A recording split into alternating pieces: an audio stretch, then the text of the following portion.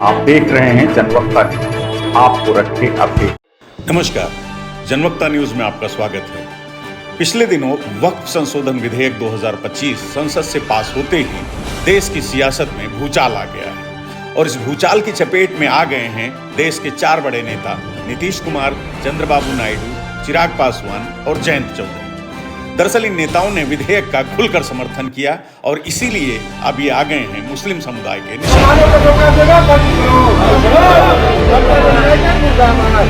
केंद्र की बीजेपी सरकार का तर्क है कि ये मुसलमानों के लिए फायदेमंद है, लेकिन मुस्लिम संगठन इसका विरोध कर रहे हैं।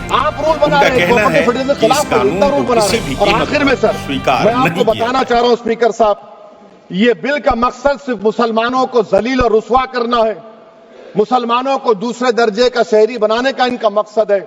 सर, अगर आप हिस्ट्री को पढ़ेंगे तो महात्मा गांधी उस वक्त के व्हाइट अफ्रीका में सफेद फार्म अफ्रीका के कानून को महात्मा गांधी ने कहा था कि ये मेरा कॉन्शियंस इसको मानता नहीं है, मैं इस कानून को कबूल नहीं करता हूं। तो महात्मा गांधी ने क्या किया, उन्होंने उस कानून को फाड़ दिया। तो मैं गांधी की तरह इस कानून को फाड़ता हूं।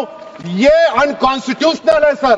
इस देश में झगड़े पैदा करने का काम बीजेपी करना चाहती है मस्जिद और मंदिर के नाम पर, इसीलिए मैं इसका कंडेम करता हूं और मैं आपसे गुजारिश करता हूं कि मैंने अपने 10 अमेंडमेंट दी है, आप इसको कबूल करिए। सर, मुझे बोलने का मौका दीजिए और उस पर डिवीजन का मैं डिमांड भी करूंगा। सेकुलर होने का दम भरने वाली पार्टियां जनता दल यूनाइटेड, तेलुगु देशम पार्टी, राष्ट्रीय लोकदल और लोक जनशक्ति पार्टी रामविलास के नेताओं ने मिलकर सरकार का समर्थन करके इस बिल को पास कर दिया।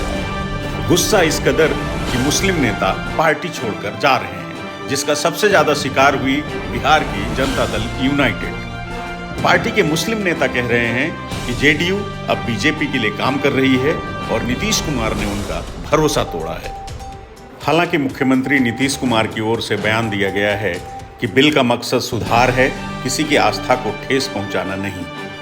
जेडीयू ने भी कहा है कि नीतीश कुमार हैं तो अल्पसंख्यक सुरक्षित हैं।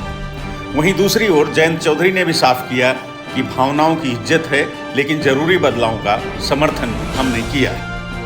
चिराग पासवान ने भी साफ किया कि मुस्लिम समाज की नाराजगी सिर माथे पर, लेकिन वो अपने पिता के पद चिन्हों पर चल रहे हैं। और मैं मुसलमान समाज के हर एक व्यक्ति से मैं कहना चाहूंगा कि आपकी नाराजगी मेरे सर आंखों पर हकीकत है कि मेरे नेता ने भी हमेशा समर्पण भाव से सामाजिक न्याय की लड़ाई लड़ने का काम किया था। मेरी रगों में भी उन्हीं का खून है, उन्हीं के संस्कार हैं। मैं भी उनकी उस सोच को उतनी ही ईमानदारी से आगे लेकर चलने का काम करूं। वक्त बताएगा कि चिराग पासवान के द्वारा लिए गए फैसले आपके हक में थे या नहीं थे। अब सवाल ये है कि क्या इन दलों ने बिल का समर्थन करके गलती कर दी, या फिर यूं कहें कि बीजेपी ने इनके साथ खेल कर दिया। बीजेपी के षड्यंत्र का शिकार हुए नीतीश, नायडू, चिराग और जयंत को समझ नहीं आ रहा कि अब वो इससे कैसे बाहर निकले। लगाया जा रहा है कि इन दलों को कमजोर करने की ये बीजेपी की साजिश थी, जिसका ये दल शिकार हो गए, क्योंकि बिहार में इसी साल चुनाव है, जहां नीतीश कुमार और चिराग पासवान के दलों की अग्नि परीक्षा हुई है।